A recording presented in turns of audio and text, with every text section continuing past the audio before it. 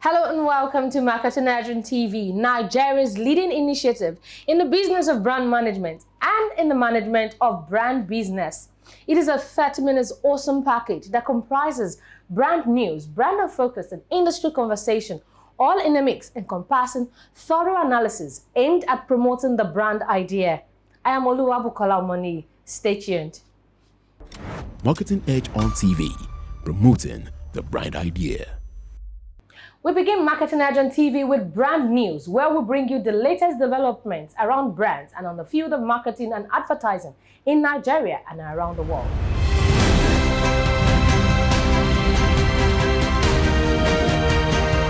Now on brand news.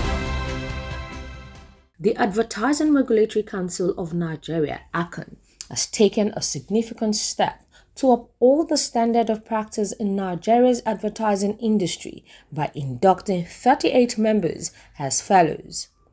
Among them is ACON's Director General Olalekan Fadolapo, who joined the prestigious fellowship status.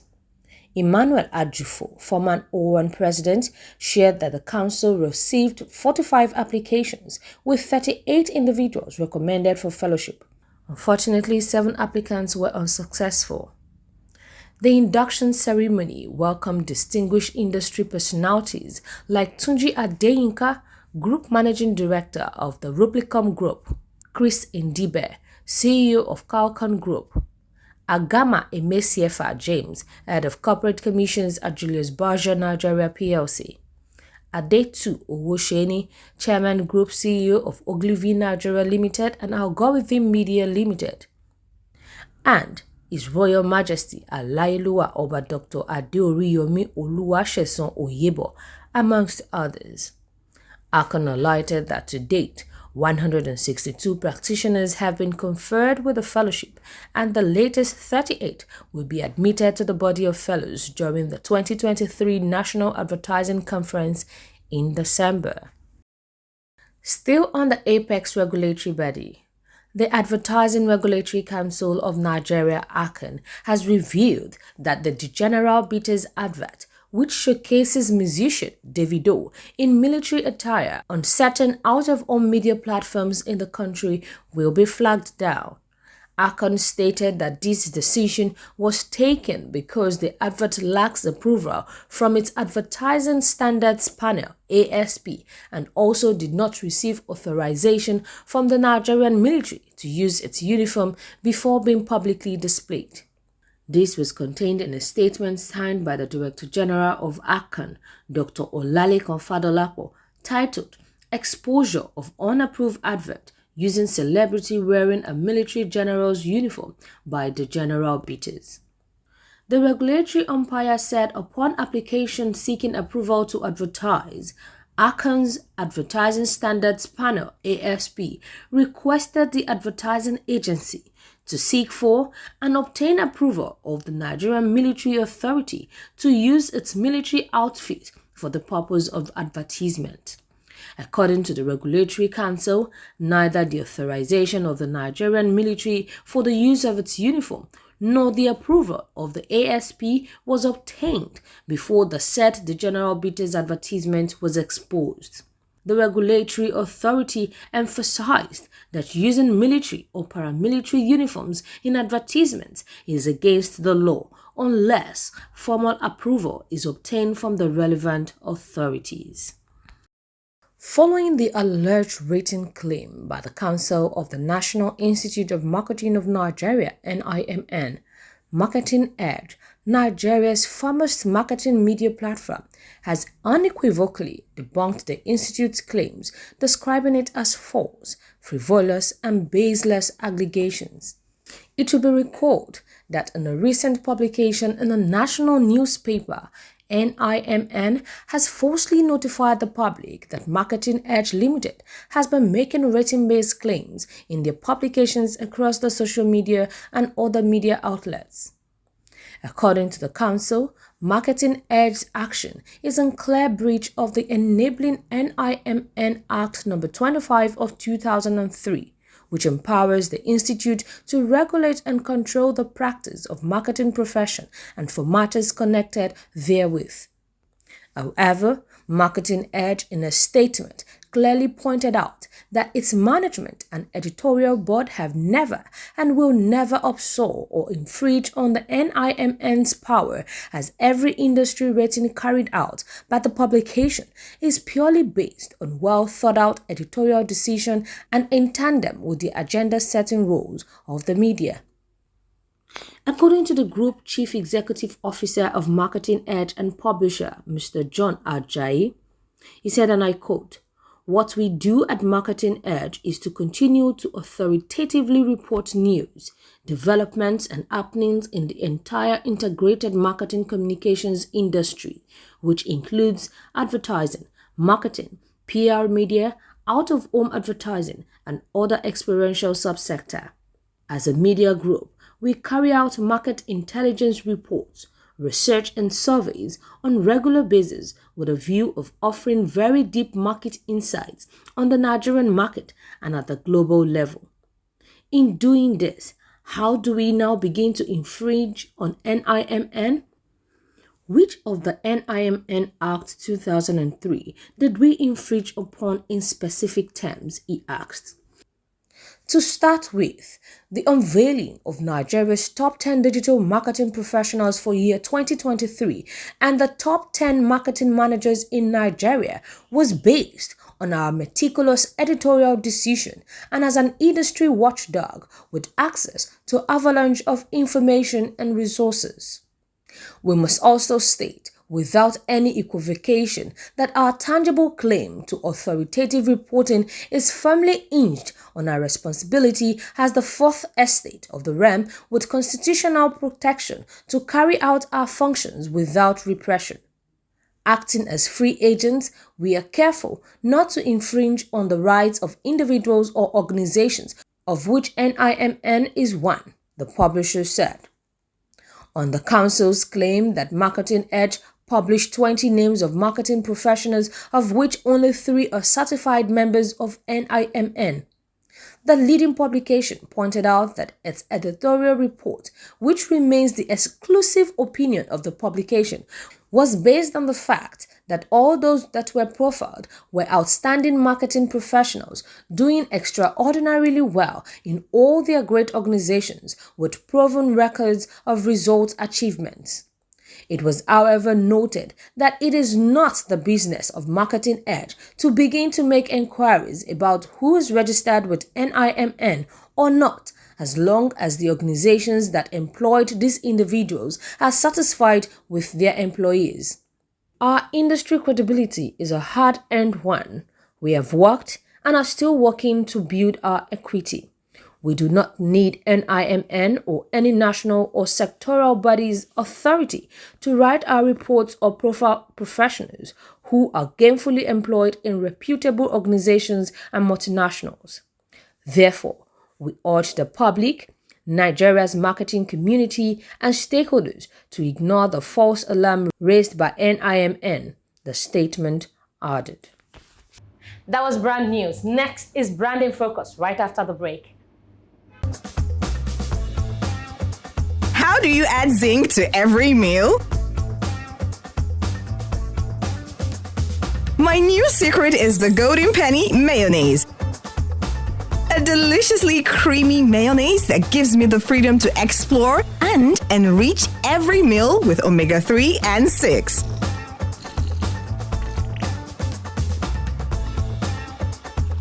Spread and enjoy the smooth and creamy qualities that comes with every pack of Golden Penny mayonnaise.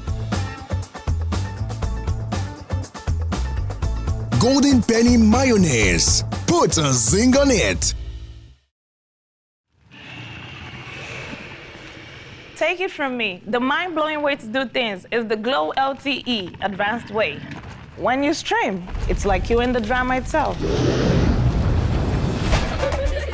When you make calls, you reach where others can't. Fluffy! Doing business is like running Wall Street from your street. And when you play, I did beat you guy. We'll see about that. It's like traveling the world without moving an inch. Is that Toby in your room? You can download in the blink of an eye in 4K. go, go. And when you go for your dreams, it's like running with the strength of 3 nations behind you. Glow LTE Advanced, the power of 3 data networks in one. Get a Glow SIM or dial *301#. Marketing Edge on TV, promoting the bright idea.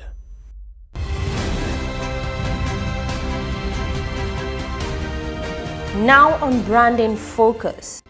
Over the last 2 years and still counting have been a watershed moment for the tech world as some major innovations such as Meta was launched, with every brand from Apple, Microsoft and Google jumping on the Metaverse bandwagon for a slice of the potentially lucrative pie that an immersive 3D internet will bring. Thereafter, OpenAI broke the generative AI mold with the launch of ChatGPT, a new breed of chatbot with an uncanny ability to generate near-perfect human-like text. The fundamental questions and widespread debate within the business and marketing circle is, what do all this mean for the future of business and marketing? More importantly, where should marketers and businesses be edging their bets? What are the potentials of Metaverse and AI on brands? When Metaverse appeared on the scene, every brand and business wanted in. With its non-fungible tokens, wearables and avatars, it had brands clamoring to offer their audiences an absolutely out-of-this-world experience. It promised an immersive experience where there are avatars and games, wearables and digital tokens, especially to Gen Zs and the millennials who grew up playing online games. Games with rich imagery and fantasy, which makes them the perfect passengers to take on a trip to the metaverse. However, AI is a different ballgame altogether. It has been said that AI will completely transform and drive marketing.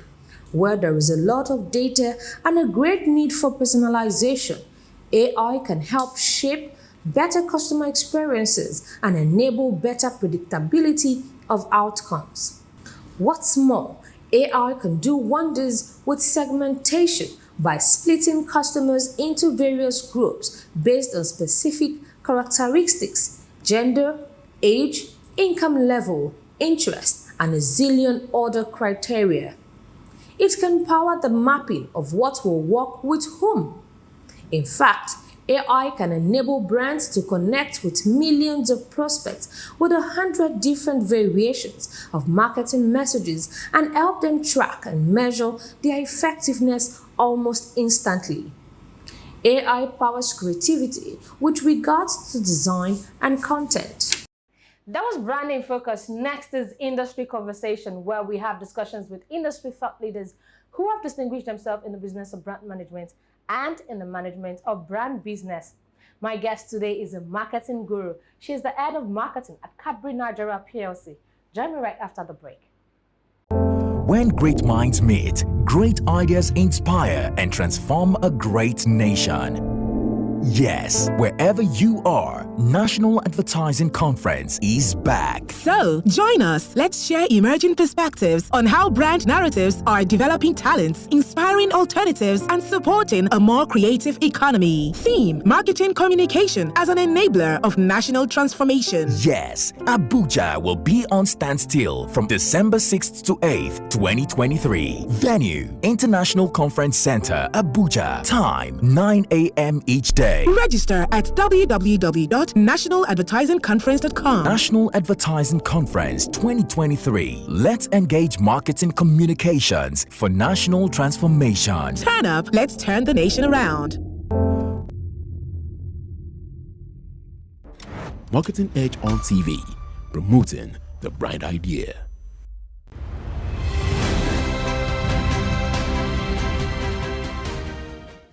Many thanks for joining us on Industry Conversation.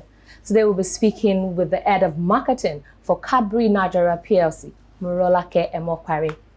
Thank you very much for joining us on the program. Thank you so much. I'm glad to be here. Okay, great. So let us start with your assessment of, the Nigerian marketing ecosystem. It's no news that, several companies these days are going into comatose, challenged with the economic pressure. What is your assessment of the current, Nigerian marketing system?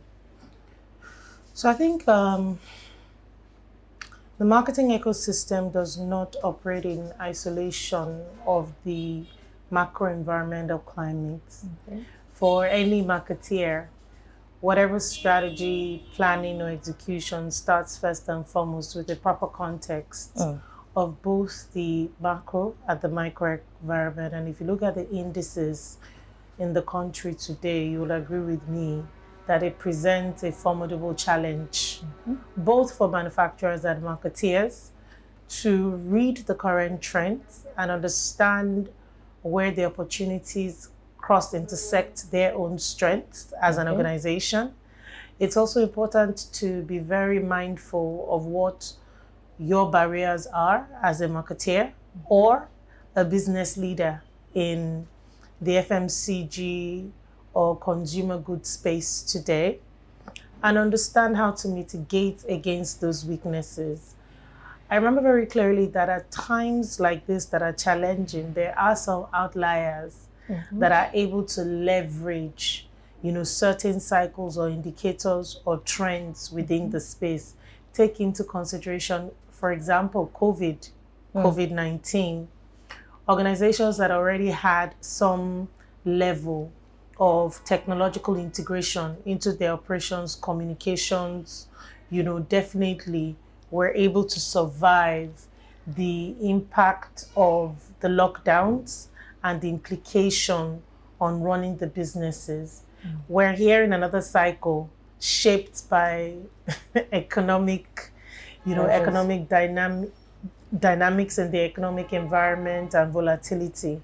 So I think it's first and foremost an opportunity for marketeers and manufacturers to do some introspection, a proper internal analysis of what opportunities are there in these tough, changing, times, and really understand how to take advantage of certain opportunities.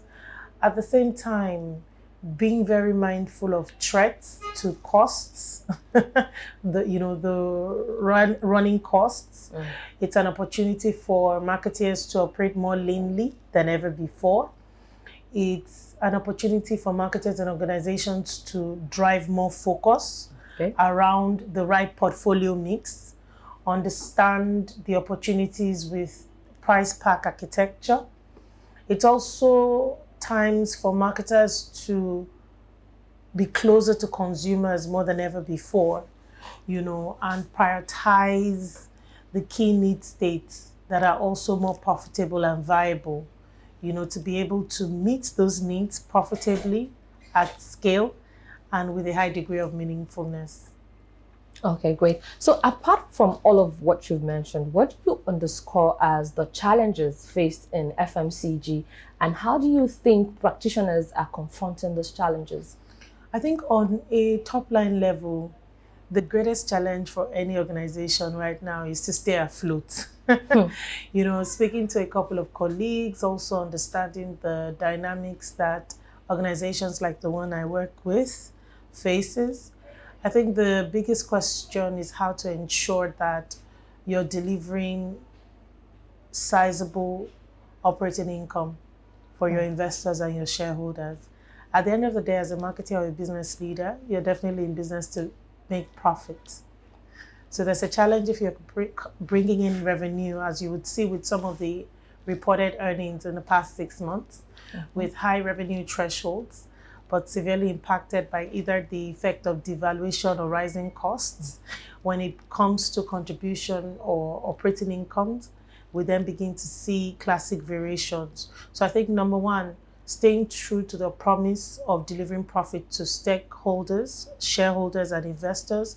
Number two, staying true to the promise of our brands to continue to consistently deliver quality products at the right prices and meeting their needs. I think these are the greatest challenges that face manufacturers or business owners today. Okay, great. So what would you say is the implication of, staying true to the brand and to the consumers? I think number one, brands at this point in time must strive for salience, right? Typical paradigms of marketing will talk about differentiation. Yes, it's as relevant, but at this point in time, it's brands that stay at top of mind or that are top of mind that eventually get into shopping baskets and get in That's home. correct. So I think salience is important, and as a marketer, it's understanding the power of driving, number one, physical availability, ensuring that your products are within reach to the consumer at this time. Two, ensuring that your products are available at the most accessible formats. That's optimizing your price pack architecture. Number three, ensuring that you're consistently investing behind mental availability. There comes the opportunities to optimize your marcoms, that's your marketing communications mix, your IMC bundle, and your overall proposition to the consumer. I think number three, it's a game about its penetration. It's going to be about penetration in these days to come.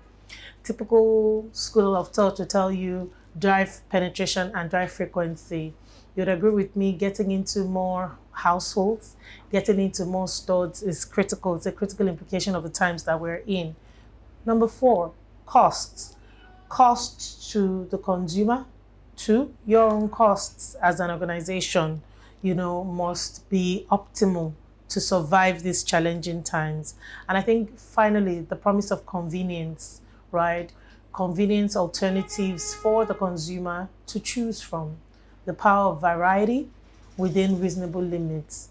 These are critical implications for marketers and business owners to leverage upon, in challenging times such as this. Thank you. Okay, great. Okay, so what do you think, what are your learnings? What do you think the learnings IMC practitioners should take away from this period in order to realign, with the new realities of the industry? So I think you'd find out, number one, that the consumer is king.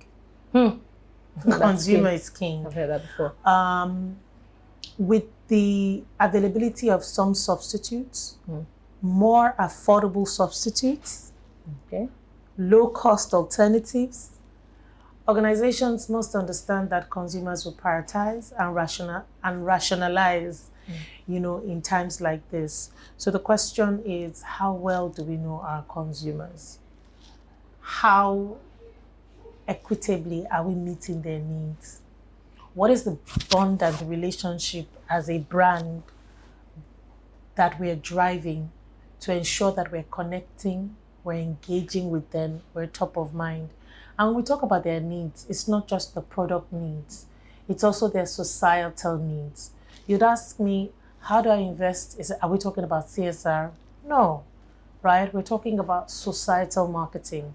That means the ability to do business, build brands, but at the same time, not doing it at the expense of common social good. So it's important that brands are more social leaning. I think building brand love is a priority. Sometimes, even in challenging times, consumers will choose the brands that they genuinely love, right?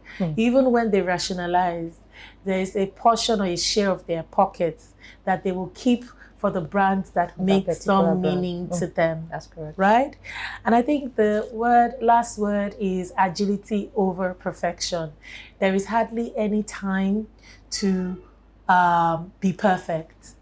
You're going to make plans, and those plans will change. It could change per second. I think it's the ability to have a future-proof intelligence system that allows you continuously reiterate your previous assumptions, but at the same time, design them to address your current needs as they are in flux. So we are operating literally in a state of flux. Yes, it is challenging. Yes, it is heart-wrenching, but it's also exciting, right? Because leading as a business leader, as a marketer in times like this, it's easy when things are calm, right? But I think the greatest challenge of leadership is actually leading in a state of crisis or chaos. Thank you. Okay, great. So talking about the consumer being king and, having that share of their pocket, they reserve for their favorite brand.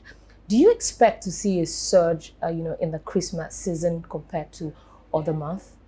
It's quite interesting. If you had asked me this question last year, I would say definitely it's been arranged. Shopping lists are in place.